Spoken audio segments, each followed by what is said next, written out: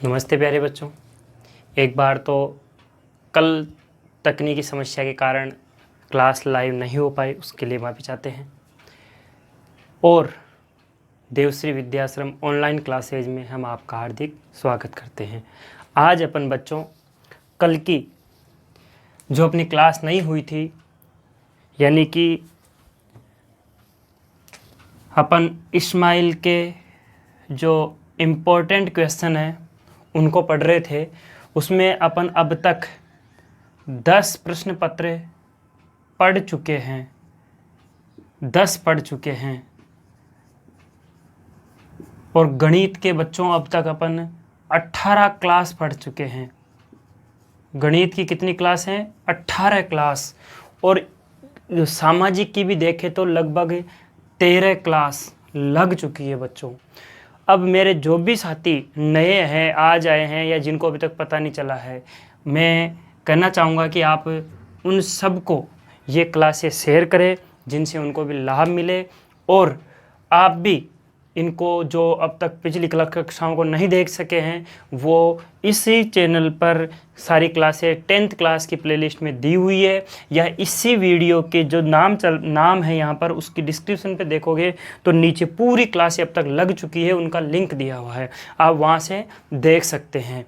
तो आज की अपन क्लास स्टार्ट करेंगे 10वीं की दूसरी क्लास। क्योंकि बच्चों प्रश्न थोड़े बड़े हैं तो फिर क्या होती है कि क्लास थोड़ी बड़ी हो जाती है, तो फिर आप भी समझ नहीं पाते हैं। इसलिए अपन ने इन क्लासों को थोड़ा बांट बांट के किया है। और बच्चों आपको कहूँ कि आपको सभी प्रश्नों को देखना है, क्योंकि अभी जैसे कल परसों गणित की परीक्षा लगी थी 18 तारीख को गणित की, उसके अंदर पूरा पेपर ऊट पटांग आया है। यानी कि जो प्रश्न 6 नंबर के थे वो 3 नंबर में आए हैं, और 3 नंबर के प्रश्न 6 नंबर में आए हैं। तो बच्चों कई बच्चों के प्रश्न रह गए हैं। इसलिए आपको ये नहीं देखना कि ये इतने का है, ये इतने का है। आपको ऐसे ही आपको पता हो तो संस्कृत के पेपर में हुआ था आपके, जो कह रखा था कि ये केवल पढ़ने के लिए है, ये परीक्षा की दृष्टि से नहीं है, ये बच्चों को केवल ज्ञान बढ़ाने के लिए, उसमें से भी प्रश्न आए थे बच्चों। इसलिए आपको क्या करना है, ये जो पेपर है ये इम्पोर्टेंट प्रश्न अपने उनके पेपर है, तो आप इनको ध्यान से देखेंगे सब प्रश्नों को। चलो अपन स्टार्ट करते हैं। देखो कैसे प्रश्न दे रखा है। प्रश्न तो एक ही है, लेकिन इसके अंदर प्रश्न के अंदर प्रश्न दे दिए बच्चों। देखो एक तो दे दिया 7वें का क, और क्या प्रश्न है, लोकतांत्रिक शासन किसी अन्य प्रणाली से बेहतर है, स्पष्ट कीजिए। अब बच्चों अगर ऐसा देखें तो ये प्रश्न तो बहुत बड़ा हो गया, लेकिन देखो इसने क्या कर दिया, इसी प्रश्न के अंदर 4 प्रश्न दे दिए, जिसमें से ये आपको देख रहे होंगे ख। ये 3 प्रश्न जो सीधे से आ रहे हैं, ये है सड़क सुरक्षा का। क्या है बच्चों? सड़क सुरक्षा के हैं। और आपको पता है 4 नंबर अपने सड़क सुरक्षा के पक्के हैं, तो 4 नंबर का ये दे दिया, 2 नंबर का ऊपर वो दे दिया, 6 नंबर का एक प्रश्न दे दिया। देखो किस प्रकार से घुमा के इन्होंने किया है। तो अपन क्या करेंगे कि नंबरों के पीछे नहीं पड़ेंगे, अपन को केवल प्रश्न का उत्तर देना है। अब कितने नंबर का है उतना अपन वहां लिखेंगे परीक्षा में। आपको देखना है कि ये इतने नंबर का है। जैसे मान लो कि वहां पर यही प्रश्न आपको अगर क्या नाम है जो निबंधात्मक दे देता है यही वाला, तो बच्चों इसी के अंदर फिर आपको पॉइंट बना बना करके जो लोकतंत्र के गुण थे उन गुणों के पॉइंट बना के लिखने हैं। जो अपने इससे पहले परीक्षा में, इससे पहले वाला एक पेपर आया था उसके अंदर लोकतंत्र के गुण पूछे थे, वहां पर अपन ने पढ़ा था।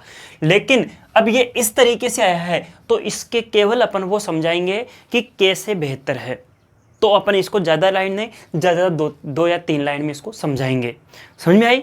अब यहाँ पर क्योंकि जो मैं अभी समझाऊंगा आपको वो भी उस लोकतंत्र के गुणों से ही समझाऊंगा, लेकिन जब बड़ा आएगा तो फिर आपको उन गुणों को एक एक लिख कर फिर अंदर उनके लिखना है।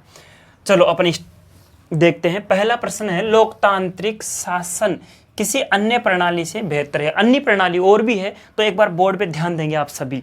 और आपको अगर ये समझ में आए तो मेरे को जरूर यस लिख के भेजेंगे। देखो क्या है कि एक तो शासन ये है, एक शासन ये है। ये जो शासन है वो है राजतंत्र। कैसा है बच्चों? राजतंत्र, और ये कैसा है, लोकतंत्र है। समझना, मैं इसको कई बार आपको समझा चुका हूँ, एक से एक कड़ी है। एक प्रश्न आपको अच्छी तरीके से समझ गए तो वहां पर आपको ये अच्छा ये लोकतंत्र और राजतंत्र क्या है। राजतंत्र मतलब राजा का शासन। किसका शासन, राजा का शासन है बच्चों।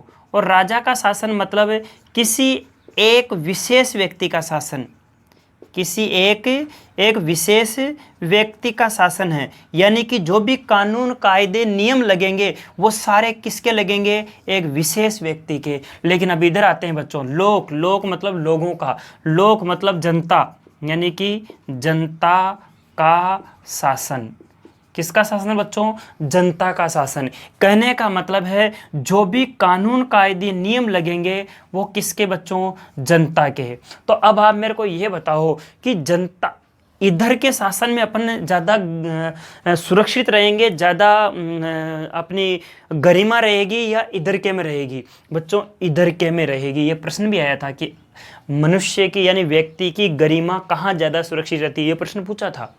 वो यहीं रहेगी, क्योंकि यहाँ तो अपन किसी एक विशेष व्यक्ति के द्वारा उनके बनाए कानूनों में, चाहे वो गलत हो चाहे सही हो, उसके अकॉर्डिंग रहे। लेकिन यहाँ तो शासन अपने द्वारा बनाया हुआ है।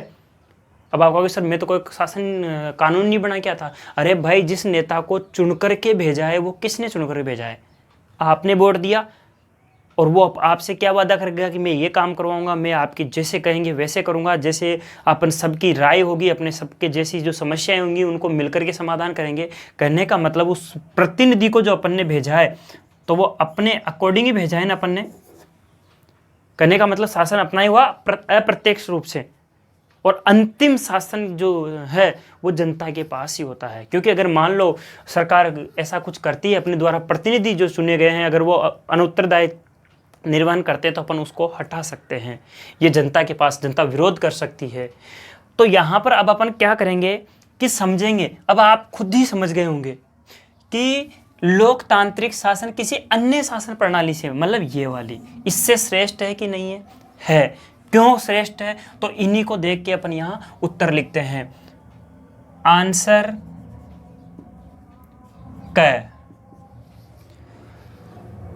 क्या लिखेंगे, लोकतांत्रिक शासन प्रणाली अन्य शासन प्रणालियों से बेहतर है, बेहतर है। क्योंकि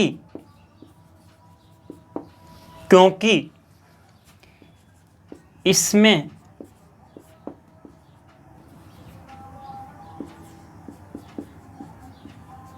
शासन सत्ताएं बोल सकते हैं अपन, सत्ता की बागडोर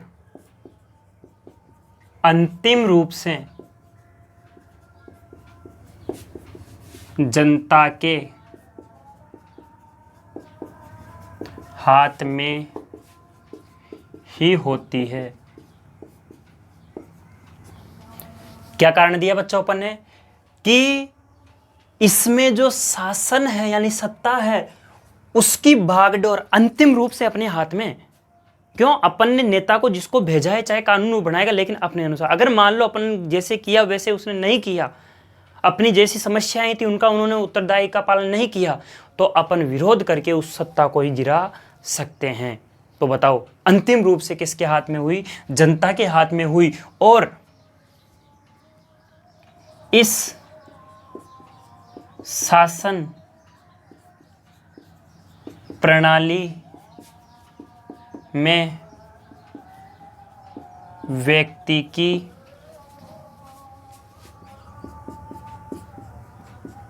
गरिमा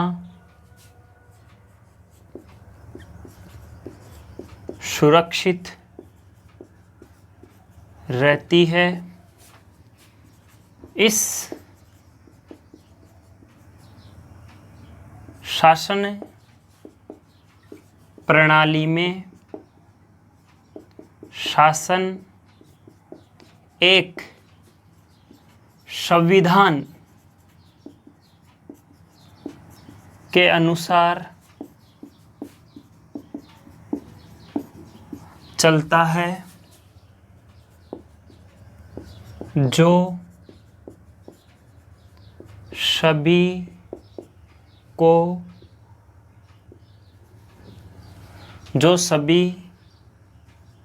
पर समान रूप से लागू होता है। न्यायपालिका स्वतंत्र व निष्पक्ष होती है, जिससे सभी को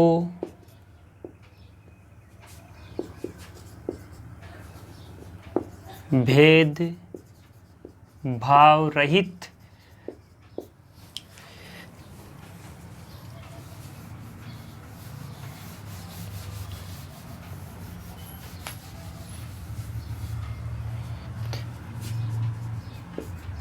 न्याय मिलता है।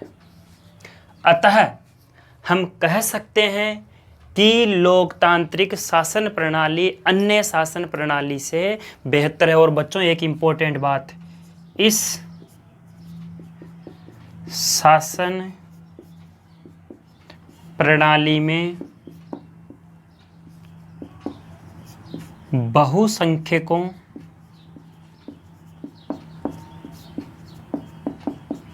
साथ अल्पसंख्यकों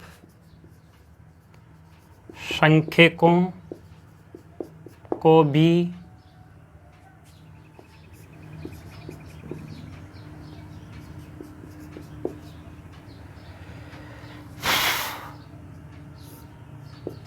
समानता व स्वतंत्रता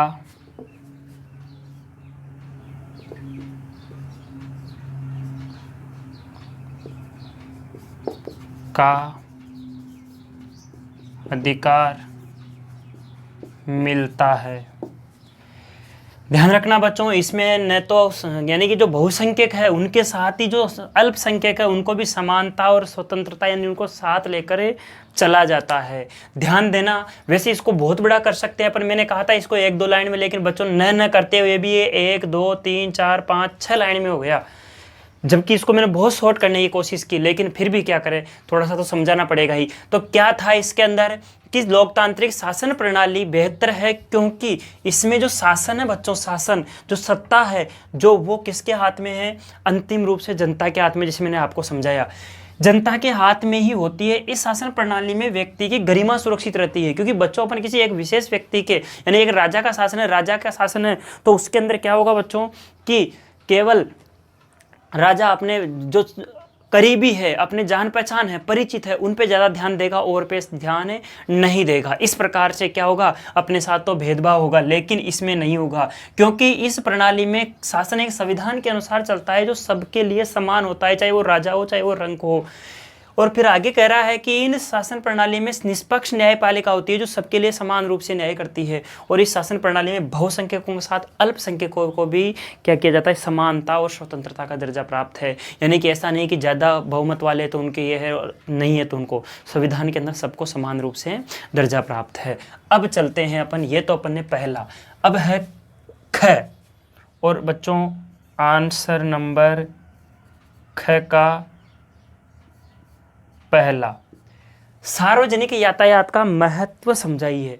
सार्वजनिक यातायात का महत्व, देखो पहले तो बच्चों यातायात तो वही है कि अपन कोई व्यक्ति या कोई सामान जिसको अपन एक जगह से दूसरे स्थान पर जिसके माध्यम से पहुंचाते हैं, जिसके माध्यम से व्यक्ति खुद या कोई उसका जो सामान है उसको एक दूसरे की जगह पर क्या करते हैं, आयात निर्यात करते हैं, एक दूसरी जगह पर उसको स्थानांतरित करते हैं, उस साधन को क्या कहते हैं, यातायात कहते हैं। अब यातायात एक तो खुद की गाड़ी और एक सरकारी गाड़ी हो, तो वो भी दो प्रकार का हो गया। तो ये पूछ रहा है कि सार्वजनिक का क्या महत्व है।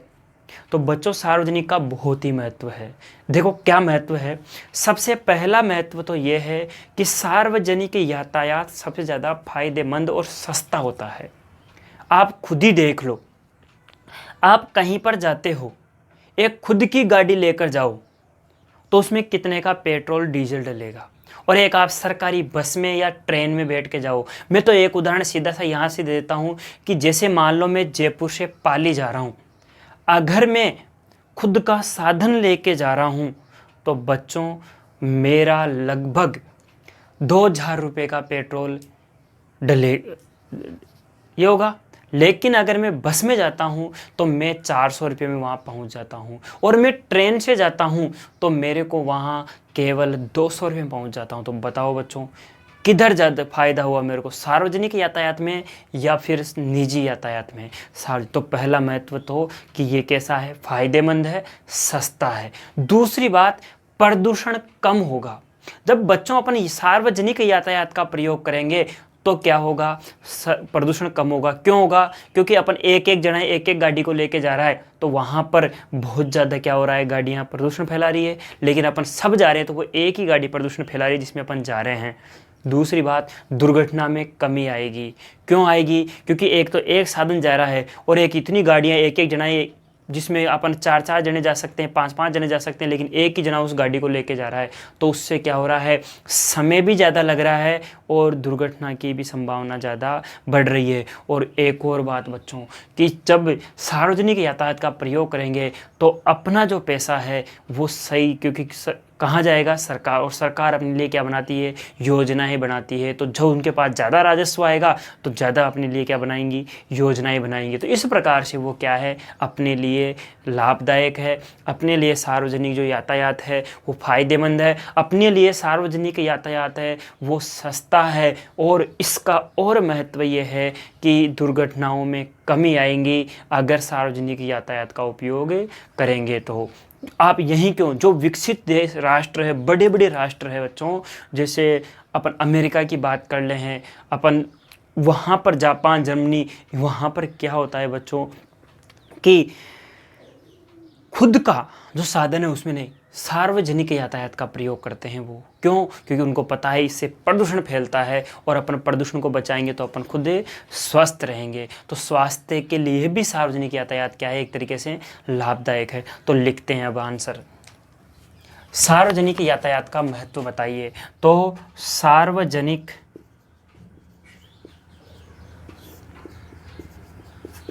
यातायात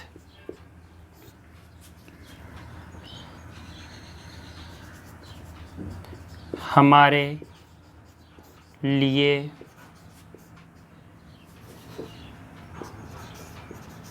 निजी यातायात अपेक्षा फायदेमंद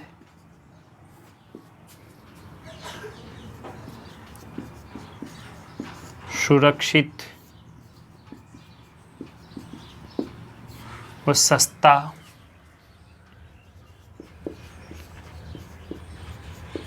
होता है। इससे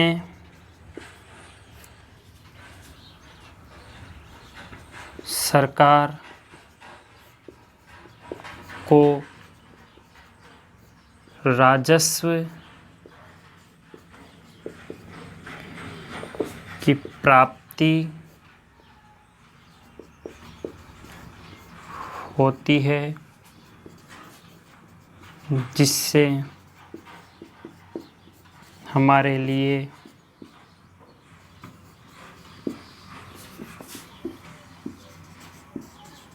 नीति निर्धारण होता है।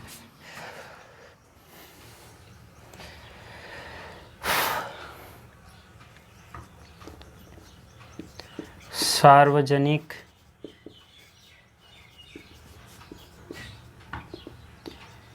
यातायात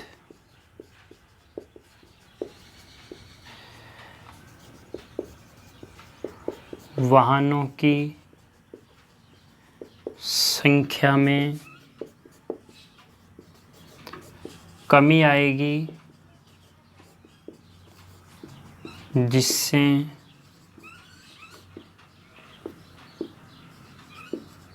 दुर्घटनाओं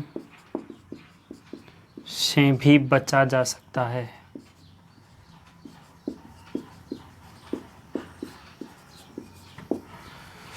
ठीक है बच्चों, तो ये था इसका किसका सार्वजनिक यातायात का महत्व, कि क्या होगा वो अपने लिए फायदेमंद है, सुरक्षित है, सस्ता है। इससे क्या होगा, सरकार को राजस्व प्राप्त होगा, राजस्व ज़्यादा प्राप्त होगा तो सरकार अपने लिए नीतियाँ बनाएगी। और बाद में इससे एक फ़ायदा और है, अपनी सुरक्षा का भी है, कि ज़्यादा जब सार्वजनिक उनका वाहनों का प्रयोग करेंगे तो सड़क पर क्या होगा, वाहनों की संख्या कम होगी, जिससे क्या होगी, दुर्घटनाओं में कमी आएगी। अगला आंसर है ख का दूसरा, रैंप का उपयोग लिखिए। तो बच्चों सब जानते हैं रैंप। आप कभी क्या नाम है, जो स्कूलों में अभी कई बार स्कूलों के अंदर स्ट्रिक्टली, और जब चुनाव होते हैं तो उस समय बच्चों आपने देखा होगा कि, अरे वहाँ क्या देखा होगा आपने, सब जगह अपने घर पे देखा करो आप। एक तो अपन किसी साधन को चढ़ाने के लिए एक तो अपन सीधी बिना सीढ़ियों के एक सीधी ऐसी वो बनाते हैं। जैसे मान लो कि उदाहरण के लिए ये आपका मकान है, ठीक है, इतनी आज तक नींव भरी हुई है, ये रास्ता है, यहाँ से आप एक तो सीढ़ियों से चढ़े। लेकिन अब जो कोई व्यक्ति असहाय है, विकलांग है शारीरिक रूप से, वो सीढ़ियों पे ऐसे पैर नहीं रख सकता, या फिर कोई वृद्ध व्यक्ति है, कोई ये है, तो उसको क्या करोगे बच्चों आप, तो उसके लिए क्या होता है आपने देखा होगा। या फिर मान लो जैसे आपके पास कोई गाड़ी है, उस गाड़ी को आप सीढ़ियों पे चला के लेके जाओगे क्या, नहीं। तो एक तो किसी वाहनों को ऊंचे स्थान पर पहुंचाने के लिए भी अपन रैंप का प्रयोग कर सकते हैं, लेकिन सबसे ज़्यादा जो रैंप का प्रयोग है वो असहाय है, जो शारीरिक रूप से असहाय व्यक्ति है, उनको किसी स्थान पर पहुंचाने के लिए भी अपन रैंप का प्रयोग करते हैं। तो आपने देखा होगा ऐसी सीढ़ियाँ होती है और फिर एक ऐसी सीधी, मतलब थोड़ी दूर होती है वो, क्योंकि सीढ़ियाँ तो अपन ने 3 सीढ़ियाँ यहाँ लगा दी, लेकिन ये ऐसे नहीं होती, ये ऐसे सीधा रैंप होता है, मतलब बहुत दूर तक सीधा होता है, जिससे व्यक्ति अगर चलता है तो उसको पता नहीं चलता कि मैं ऊंचाई पर चढ़ रहा हूँ, धीरे धीरे से वो क्रॉस हो जाता है। तो कहने का मतलब है, ये कह रहा है कि रैंप का उपयोग लिखिए। तो मैंने आपको इसको समझा दिया और अब आप तो लिख ही सकते हो, लेकिन फिर भी मैं लिख रहा हूँ, रैंप का उपयोग शारीरिक रूप से असहाय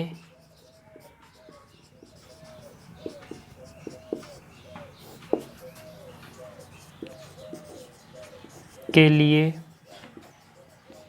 किया जाता है। किसके लिए, शारीरिक रूप से असहाय व्यक्तियों के लिए किया जाता है। ठीक है, अगला प्रश्न है अपना, सड़क दुर्घटना से व्यक्ति के किस अधिकार का उल्लंघन होता है। बच्चों इसका आंसर तो आप खुद ही लिखोगे। देखिए बताओ मेरे को, फटाफट आंसर बताओ, देखिए इसका जल्दी, शाबाश, कमेंट बॉक्स में लिखो देखिए फटाफट कि ये सड़क दुर्घटना होती है तो इससे व्यक्ति के किस अधिकार का क्या नाम है जो हनन होता है, किस अधिकार का उल्लंघन होता है, बताओ। देखे अब आपने पढ़े होंगे, जब आप उसमें 9वीं में भी पढ़े होंगे, 10वीं में भी,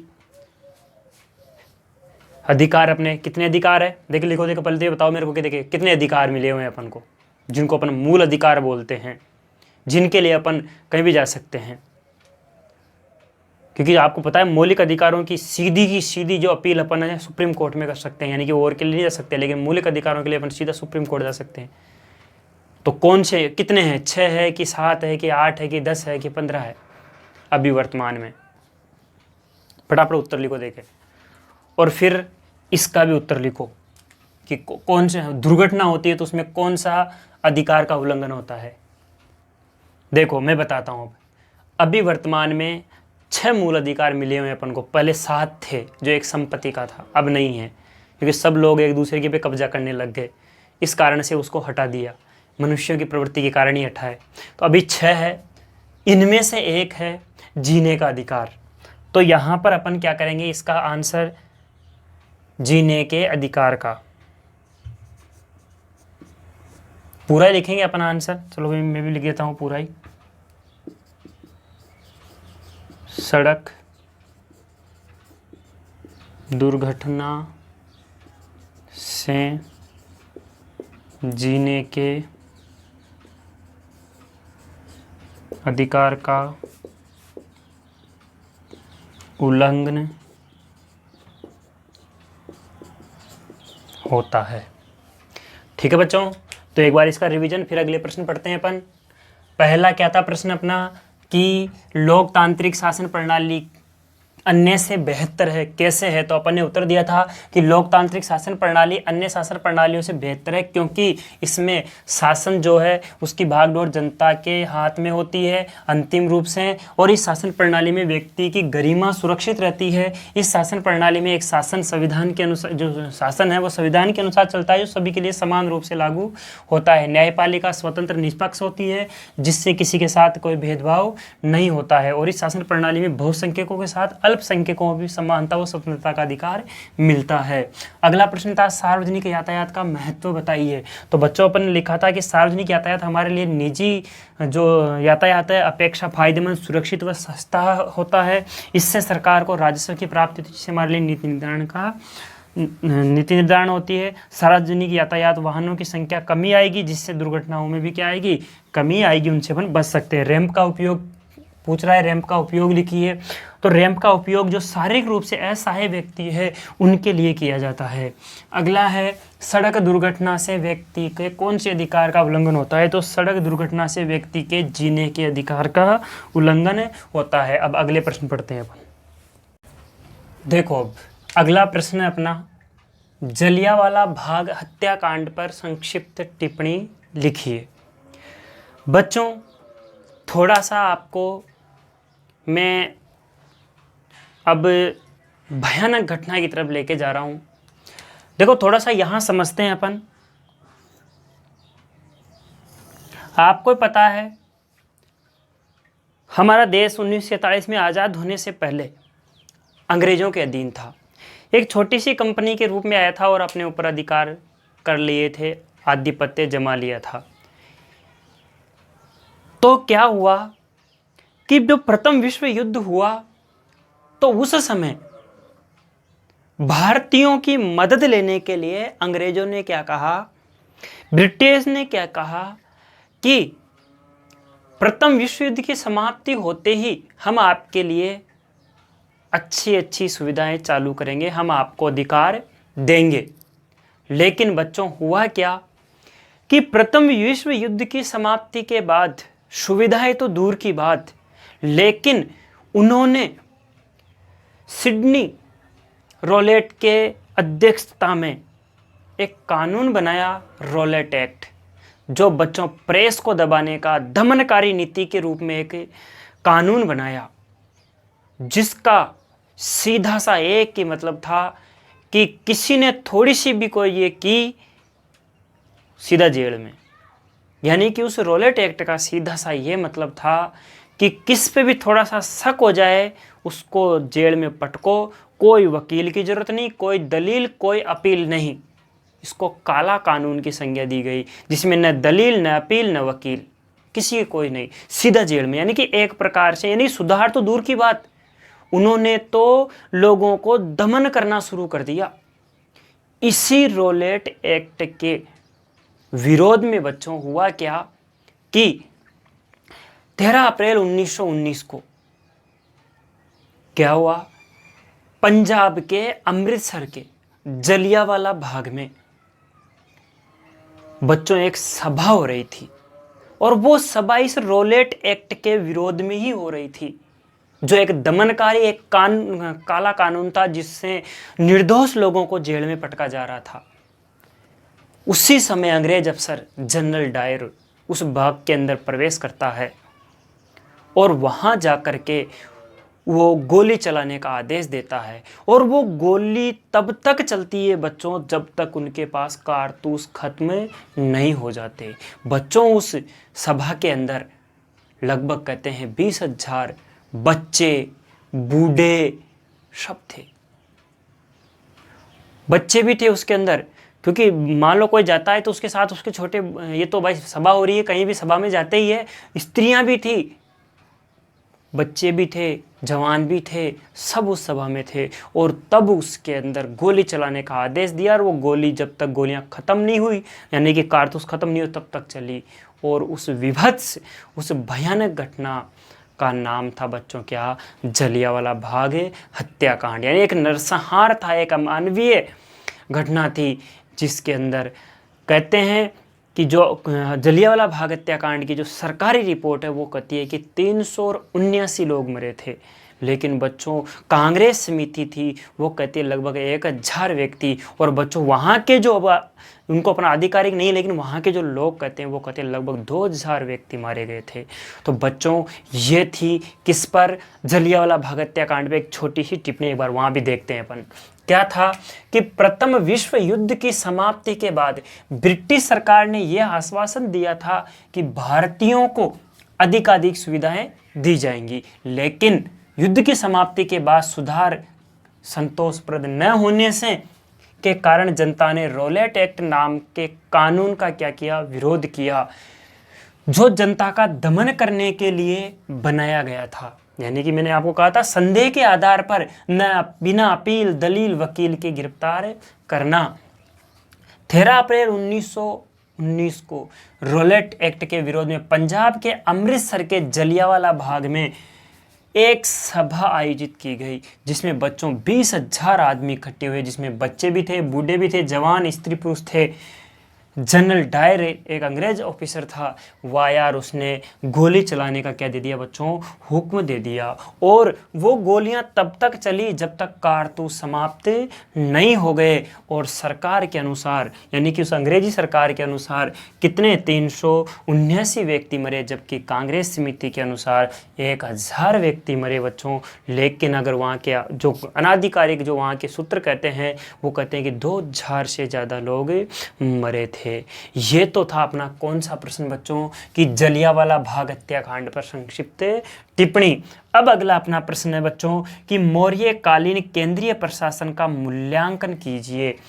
क्या है मौर्य कालीन केंद्रीय प्रशासन का मूल्यांकन? तो बच्चों इसके बारे में अपन थोड़ा सा मूल्यांकन ये करते हैं कि भारत के अंदर जो केंद्रीकृत प्रशासन है उसकी अगर कहें तो शुरुआत मौर्य काल में हुई बच्चों, क्योंकि वहाँ पर केंद्रीकृत शासन होने के कारण भी, यानी कि केंद्रीकृत शासन होने के बाद भी, यानी एक राजा का शासन होने के बाद भी वहाँ पर राजा निरकुंश नहीं था बच्चों, बटे हुए थे, सब विभागों में बटे हुए थे।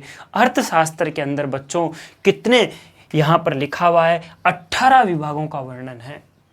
यानी कि उसके बाद भी, यानी कि एक राजा है, उस राजा के बाद भी वहाँ पर केंद्रीकृत शासन है, फिर भी वो राजा निरकुंश नहीं था। 18 प्रकार के वो क्या थे वहाँ पर विभाग थे। और बच्चों 26 प्रकार के विभागाध्यक्ष थे। उनके अंदर जो 18 प्रकार के विभाग थे, उनका जो वो अध्यक्ष था उनको कहा जाता था बच्चों, क्या नाम है, जो तीर्थ कहा जाता था। और ये तीर्थ का जो था, इनका जो मुखिया था उसको महामात्र कहा जाता था। और इसके जो प्रमुख तीर्थ हुआ करते, जैसे मंत्री है, राज क्या नाम है, जो पुरोहित है, युवराज है, ये सारे के सारे उसके मुख्य हुआ करते थे बच्चों। इसी केंद्रीय जो प्रशासन है मौर्य काल का, इसके अंदर एक समाहर्ता होता था। वो क्या करता था बच्चों, उसका काम था राजस्व इकट्ठा करना। जैसे राजस्व, क्योंकि सारा प्रशासन चलता है राजस्व से ही। उसके अलावा बच्चों और भी था सन्निधाता। कौन था बच्चों, सन्निधाता, जिसको अपन कोषाध्यक्ष कहते हैं, कोषाध्यक्ष कहते हैं सन्निधाता। वो था, ये क्या करता था कि साम्राज्य के विभिन्न भागों में कोषागार और जो अन्नागार है इनको स्थापित करता था। इसमें कई प्रकार के उन्होंने अध्यक्ष बांट रखे थे, मुख्य मुख्य, और उन अध्यक्षों के नीचे काम करने वाले कर्मचारी बांट रखे थे। तो इस प्रकार अपन कह सकते हैं कि जो मौर्य काल की जो केंद्रीय प्रशासन व्यवस्था थी वो अच्छी थी, और वो बाद में फिर प्रांतों में बटी, फिर नगर में बटी, फिर गांवों में बटी। इस प्रकार से बच्चों प्रशासन तो केंद्रीकृत था, लेकिन फिर भी वो एक से एक कड़ी जुड़ी हुई थी, यानी राजा निरकुंज से नहीं था। तो यहाँ पर देखते हैं किस प्रकार मौर्य काल में भारत में पहली बार केंद्रीकृत शासन की व्यवस्था हुई। सत्ता केंद्रीकरण राजा में है, यानी कि जो सत्ता है वो किसके अंदर बच्चों, राजा में है, होते हुए भी राजा निरकुंज नहीं था। निरकुंज का मतलब, क्योंकि राजा होता है, अभी बच्चों मैंने अभी थोड़ी देर पहले आपको लोकतंत्रिक समझाया था, उसके अंदर मैंने कहा था राजा जब अपने आप में सम्मुख केंद्रित करता है तो वो जैसे एक विशेष व्यक्ति का कानून, लेकिन बच्चों इसमें ऐसा नहीं था, यानी कि ऐसा होने पर भी राजा निरकुंज से नहीं था। केंद्रीय प्रशासन की बात करें तो अर्थशास्त्र में 18 विभागों का उल्लेख मिलता है बच्चों, जिन्हें तीर्थ कहा गया। 18 विभाग कहने का मतलब राजा सबको बांट रखा था कि आप ये करोगे, आप ये करोगे, आप ये करोगे। उसके बाद भी इसमें सर्वाधिक जो महत्वपूर्ण जो तीर्थ थे, यानी कि उनको क्या कहा जाता था, ये जो अध्यक्ष थे उनको तीर्थ कहा जाता था, और इन तीर्थों का जो अध्यक्ष था वो महामात्र कहा गया। और बच्चों सर्वाधिक महत्वपूर्ण तीर्थ थे मंत्री, पुरोहित, सेनापति और युवराज थे, यानी कि जो उनको अपन महामंत्री बोलते थे वो।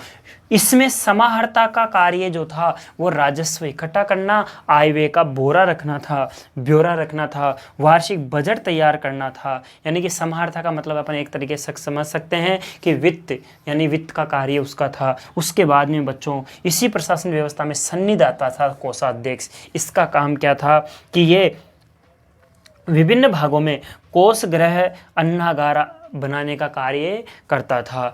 अर्थशास्त्र में 26 प्रकार के विभागाध्यक्षों का वर्णन है बच्चों, जिनके अंदर कोषाध्यक्ष, शीताध्यक्ष जो कृषि से संबंधित है, पण्याध्यक्ष जो व्यापार से हैं, सूत्राध्यक्ष जो कताई बुनाई से हैं, लूणाध्यक्ष जो बूचड़खानों के संबंधित है, विविताध्यक्ष जो चारागाह से संबंधित है, आठविक जो वन विभाग से संबंधित है। ये इस प्रकार से बच्चों 26 प्रकार के विभागाध्यक्षों का वर्णन था उसमें, यानी कि वो बांट रखा था उस शासन को। और बच्चों फिर क्या था कि युक्त व उपयुक्त महामात्य और अध्यक्षों के नीचे ये जो अच्छे मंत्री थे और जो उपयुक्त जो अध्यक्ष थे उनके नीचे निम्न कर्मचारी काम करते थे, यानी कि निम्न स्तर के कर्मचारी कार्य करते थे। इस प्रकार की क्या थी, केंद्रीय मौर्यकालीन केंद्रीय प्रशासन व्यवस्था थी। बच्चों अब अपन अगला प्रश्न पढ़ते हैं, और उससे पहले एक बार इसका अपन कर लेते हैं रिवीजन। 8वां प्रश्न है कि जलियांवाला बाग हत्याकांड पर संक्षिप्त टिप्पणी।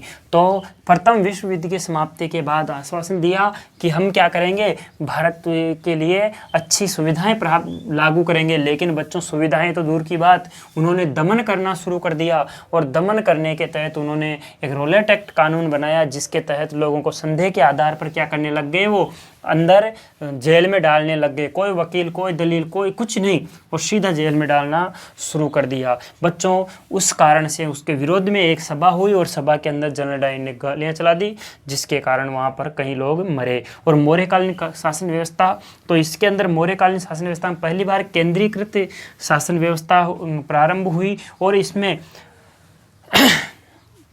जो केंद्र शासन था वो राजा के अंदर केंद्रीकृत था, फिर भी वहाँ राजा निरकुंज से नहीं था। और 18 प्रकार के अध्यक्षों का वर्णन था बच्चों इसके अंदर, जिसके अंदर मंत्री, पुरोहित, सेनापति, युवराज आदि मुख्य थे।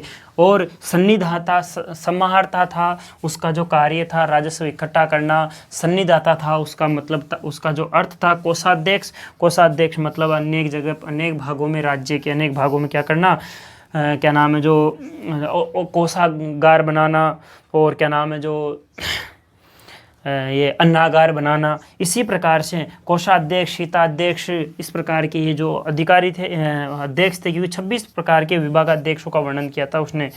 तो उनके, और फिर जो बाकी थे वो इन विभागाध्यक्षों के नीचे काम करते थे। अब अगला प्रश्न पढ़ते हैं अपन। अगला प्रश्न पढ़ते हैं अब प्रश्न नंबर 10। राष्ट्रपति की कार्यपालिका व विधायी शक्तियों का वर्णन कीजिए। बच्चों कार्यपालिका व विधायी शक्तियों का वर्णन करना है अपन को। पहले थोड़ा सा अपन राष्ट्रपति के बारे में जान लेते हैं बच्चों। आपको पता है हमारा देश कैसा देश है? लोकतंत्रात्मक, प्रजातंत्रात्मक या फिर राजतंत्रात्मक?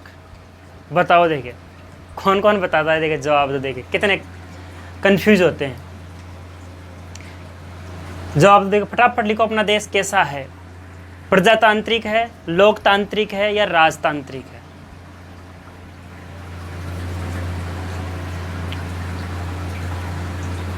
देखिए देखिए किस किस के क्या क्या जवाब आते हैं, देखिए दो फटाफट।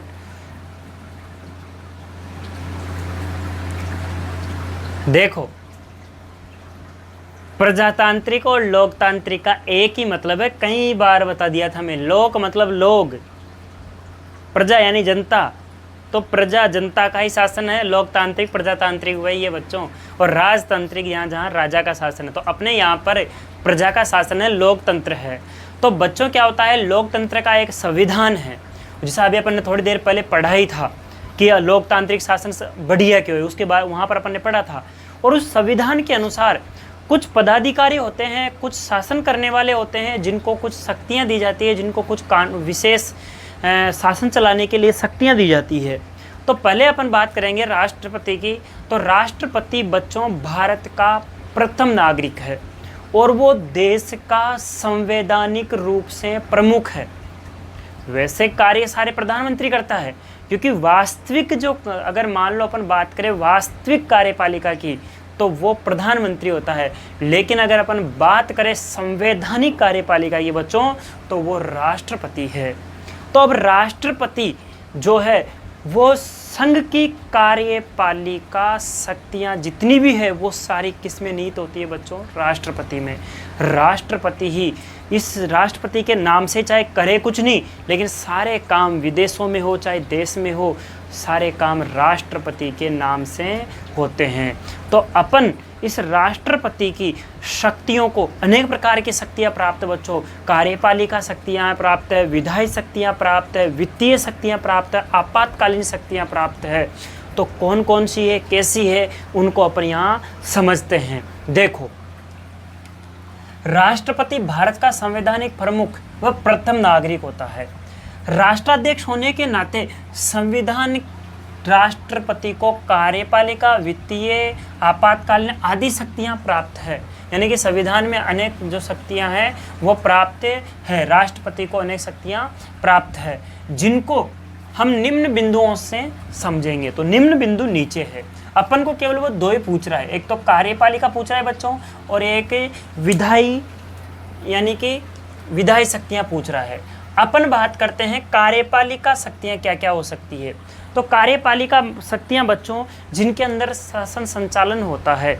तो देखो, पहला कह रहा है महत्वपूर्ण अधिकारियों की नियुक्ति वह उनकी पदच्युति। तो ये क्या है, महत्वपूर्ण जो अधिकारी है उनकी नियुक्ति राष्ट्रपति करता है, और उनकी पदच्युति का मतलब होता है बच्चों, जब अपन कभी किसी की योग्यताएं पढ़ते हैं या किसी का शासन ही पढ़ते हैं, तो अपन कहते हैं कि राष्ट्रपति कार्यकाल पढ़ते हैं ना किसी का, तो कहते हैं राष्ट्रपति के प्रसाद पर्यंत, यानी कि राष्ट्रपति की कृपा उस पर बनी है तब तक।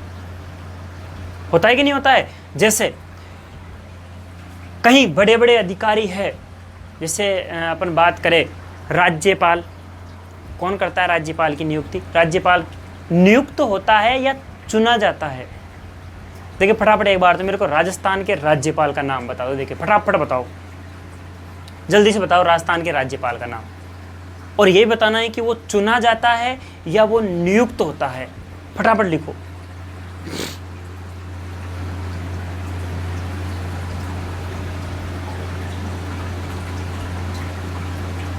चलो देखो, पहला था प्रमुख अधिकारियों की।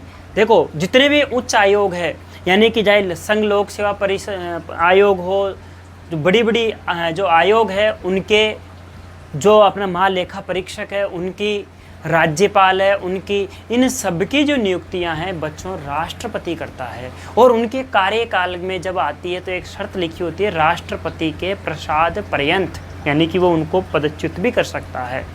तो एक तो जो उसकी प्रशासनिक कार्यपालिका शक्ति के अंदर जो प्रशासनिक शक्ति है उसके अंदर क्या है कि वह अनेक उच्च अधिकारियों को क्या करता है, नियुक्त करता है और उनको हटा भी सकता है। दूसरा, शासन संचालन संबंधी शक्तियाँ। बच्चों उनके पास शासन संचालन की शक्ति भी है।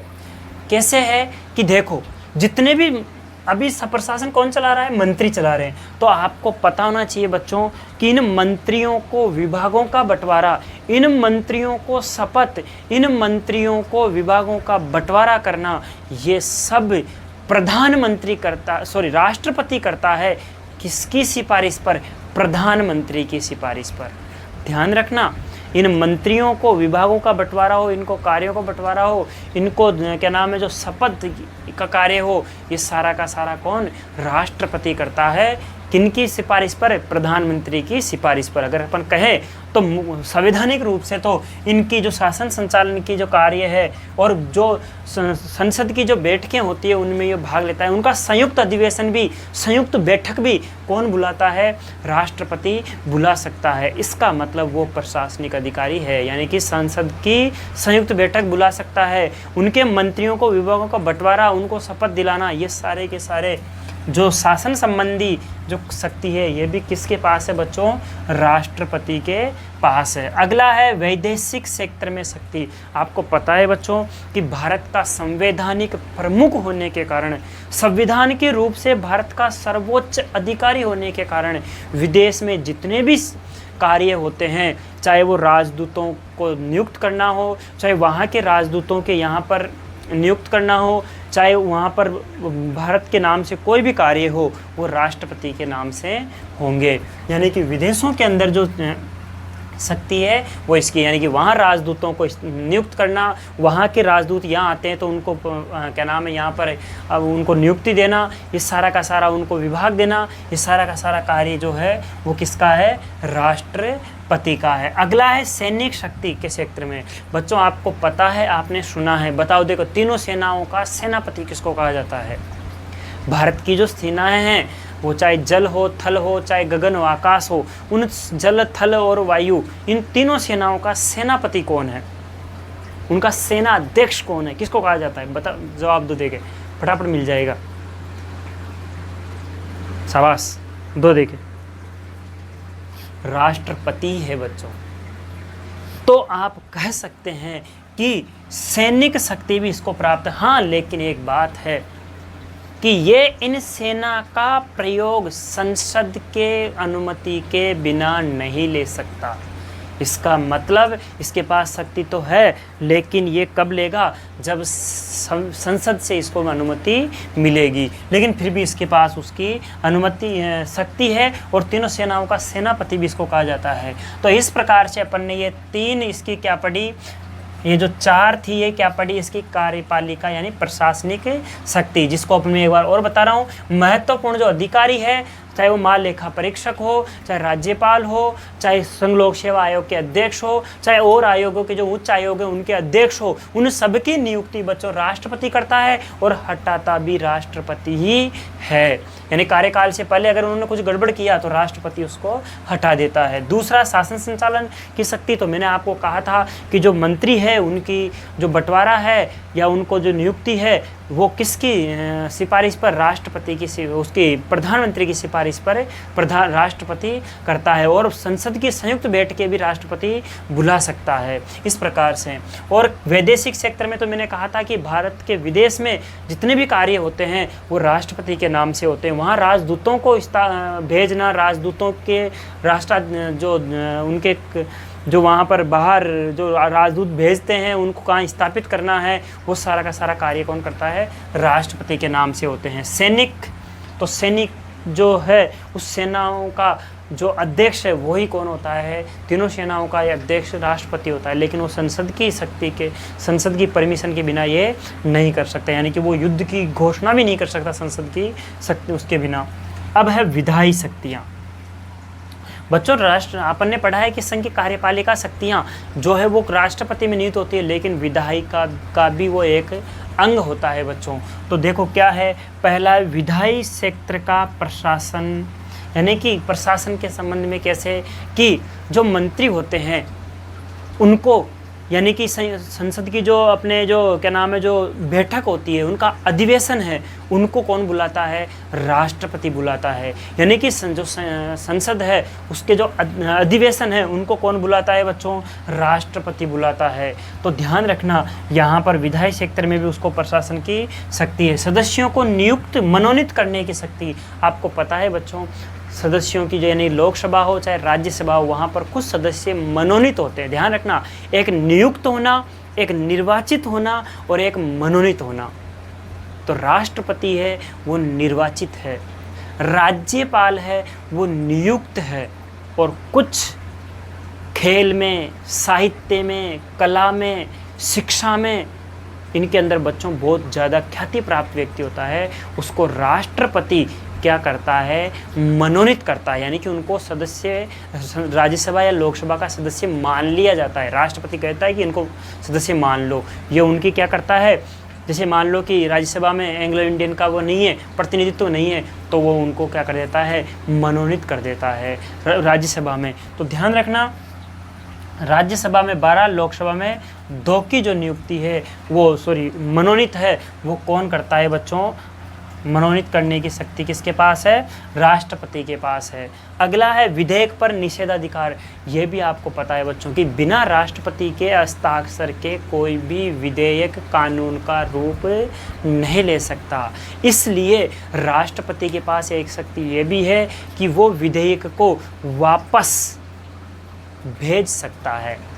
क्या करने के लिए? इस पे पुनर्विचार करने के लिए। और मान लो बच्चों पहली बार जो उन्होंने भेजा है विधेयक, अगर उसको वो वहाँ रख लेता है, कोई जवाब नहीं देता, अपने पास रख लेता है, तो उसको निषेधाधिकार भी कहा जाता है। इसके पॉकेट मनी, पॉकेट यानी कि उसको अपन जेबी वीटो भी कहते हैं, पॉकेट वीटो या जेबी वीटो यानी निषेधाधिकार।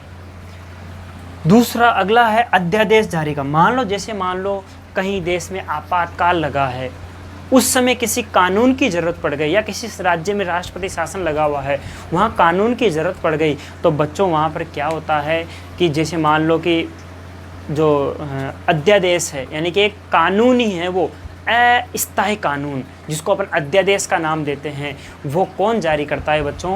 राष्ट्रपति ही जारी करता है। कहने का मतलब है ये विधायी शक्ति, ये प्रशासन कार्यपालिका शक्तियां हैं, ये इसकी विधायी शक्तियां हैं। यानी कि अगर अपन कहें तो देश का संवैधानिक प्रमुख है वो कौन है? राष्ट्रपति है। लेकिन वो केवल नाम मात्र का है, संविधान के अनुसार ही है। वास्तविक और जो अगर अपन कहें कार्यकारी प्रधान है तो वो प्रधानमंत्री होता है। इस प्रकार से बच्चों अपन ने राष्ट्रपति की कार्यपालिका और विधायी शक्तियाँ पढ़ी। एक बार देखते हैं कि राष्ट्रपति की कार्यपालिका विधायी शक्तियाँ। राष्ट्रपति भारत के संवैधानिक प्रमुख होता है। राष्ट्राध्यक्ष होने के नाते वह भारत की कार्यपालिका, विधायी या फिर क्या नाम है जो उनकी जो वित्तीय शक्तियाँ, आपातकालीन शक्तियाँ, वो ये सारी की सारी किसके पास होती है? राष्ट्रपति के पास। कार्यपालिका के रूप में क्या है? तो वो है कि वो महत्वपूर्ण पदाधिकारियों की नियुक्ति करता है और उनको हटाता भी है। दूसरा, शासन संचालन संबंधी शक्ति भी उसके पास है। विदेशों के अंदर जो शक्ति है वो भी उसके पास, क्योंकि सारे कार्य विदेशों में किसके नाम से होते हैं? राष्ट्रपति के नाम से होते हैं, क्योंकि वो संवैधानिक प्रमुख है। सैनिक शक्ति आपको पता है, तीनों सेनाओं का अध्यक्ष राष्ट्रपति को कहा जाता है। वो बिना संसद की अनुमति वैसे उसका काम नहीं ले सकता। विधायी शक्तियों के रूप में कहें तो विधायी क्षेत्र में प्रशासन, तो आपको पता है कि जो संसद है उसकी संयुक्त बैठक कौन बुलाता है? राष्ट्रपति। अधिवेशन कौन बुलाता है?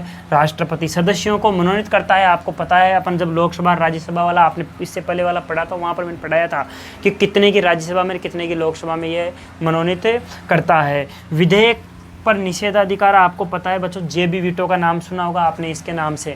तो जेबी वीटो यानी कि कोई भी कानून जिसको वो नहीं चाहता कि ये बने, तो उसके ऊपर वो निषेध अधिकार यानी उस कानून को अपने पास रख लेता है। और अध्यादेश, जब देश में आपातकाल हो तो वहाँ पर वो क्या करता है? एक अस्थायी कानून जिसकी ज़रूरत पड़ती है उसको वो निकालता है। वो जब तक कानून माना जाता है जब तक संसद की वापस कार्यवाही चालू नहीं होती। तो बच्चों अब अगले पेपर में अपन स्माइल का प्रश्न पत्र 11 में वापस फिर मिलेंगे। जब तक के लिए जय हिंद, जय भारत। और आशा है आपको ये कक्षाएं समझ में आ रही है और हमें रिस्पॉन्स भी मिल रहा है। धन्यवाद।